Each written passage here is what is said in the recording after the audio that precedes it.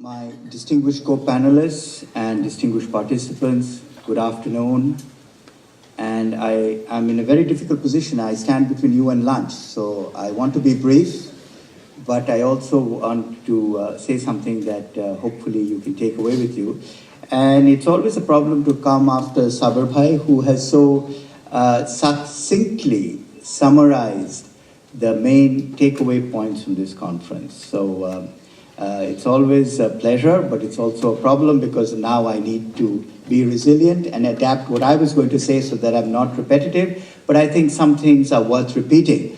So what I'm going to start off by saying is that you, all of you here, have spent 3 very intense days talking about enhancing community resilience for climate change. And I'm sure you've talked about lots of weighty issues and lots of important issues have been debated back and forth. And I was thinking about, what possibly could I add to this? I was here for the opening, but I didn't have the opportunity or the privilege to be part of the sessions itself.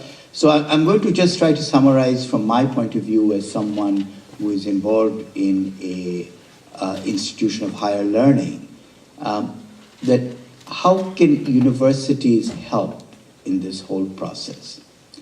And I want to start off similarly to Sabar Bhai with starting off with the notion of resilience. And I really took to heart a lot of what he said, and I want to echo some of it and add a little bit of my own perspective. I think the term resilience is interesting because, it comes up in lots of different contexts. Professionally, I'm a psychiatrist and a demographer, so my understanding of resilience at some level is also at the individual level.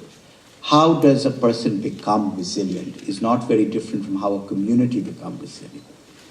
A person to be resilient is someone who needs to adapt to a changing environment. And it's interesting that the term adapt can be seen in 2 different ways. It can be seen as someone who accepts the external environment and then learns to deal with it to have the best possible outcome. And to some extent, that's how adaptation is seen. And I'm glad that Sabar Bhai brought up this notion that in some ways mitigation may be perhaps the best form of adaptation. And I think that's an important takeaway point that we need to reflect on. Resilience, as I said, is about adaptation, but adaptation is not about taking your environment as fixed.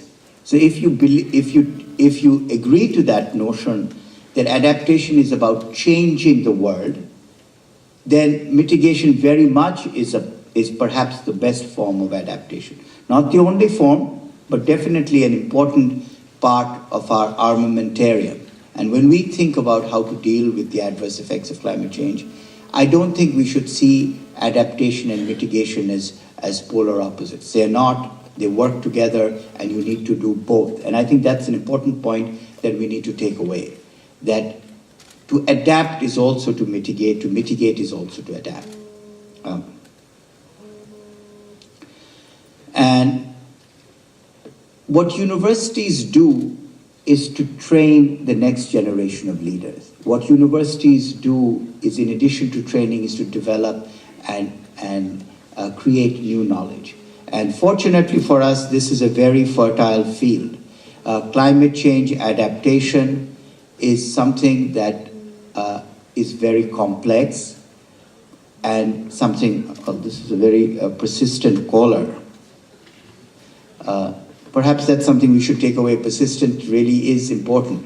And persistence is important. That's part of resilience as well. So as I was saying, to summarize, what can universities do? Universities can help create the knowledge base. Universities can help, bring attention to what's important. But universities can't do it alone.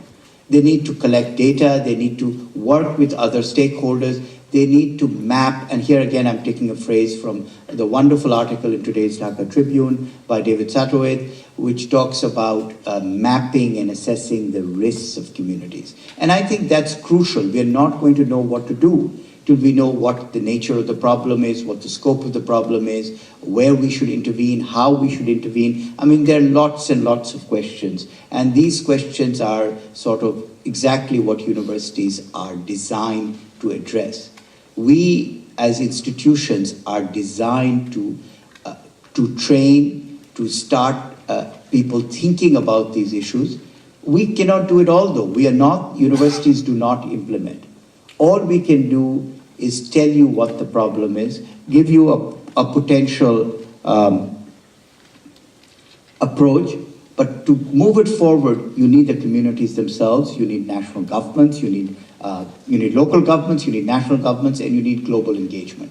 So there's a whole, what I call an ecosystem that needs to happen before effective interventions can happen. And that includes knowing what the problem is, the scope of the problem, the scale of the problem, developing the expertise and the human capital that needs to be put into place to address the problem. And that includes the whole panoply of social, political, economic, and cultural dimensions of the problem, in addition to the technology aspects. I personally feel that perhaps too much attention is put on the technology aspect. So we talk about solar panels, wind turbines, biogas, and it's all focused on technology, and that's important. But no amount of technology is going to work unless the social infrastructure in which it is embedded is understood and is leveraged to make that effective. And that's what we as educators in universities can do, is to try to address where the constraints are, where the possibilities are, where the opportunities are. And I am so privileged that Independent University of Bangladesh has been the host of CBA10. ICCCAD is, of course, a very important, along with its collaborating institutions, PCAS and IIED. We fully support the mission of ICCCAD and its partners. We hope to produce the necessary both human and physical and technological infrastructure which helps to make their agenda possible and successful. Finally, I want to say that we are facing an existential crisis, but we should not let any crisis go to waste. I think the important thing is for us, for you, ladies and gentlemen, to go out and change the world, and you change the world by engaging in it and continuing your engagement if you've already started. And I want to end with a favorite quote of mine from Star Wars: "Let the Force be with you." Thank you.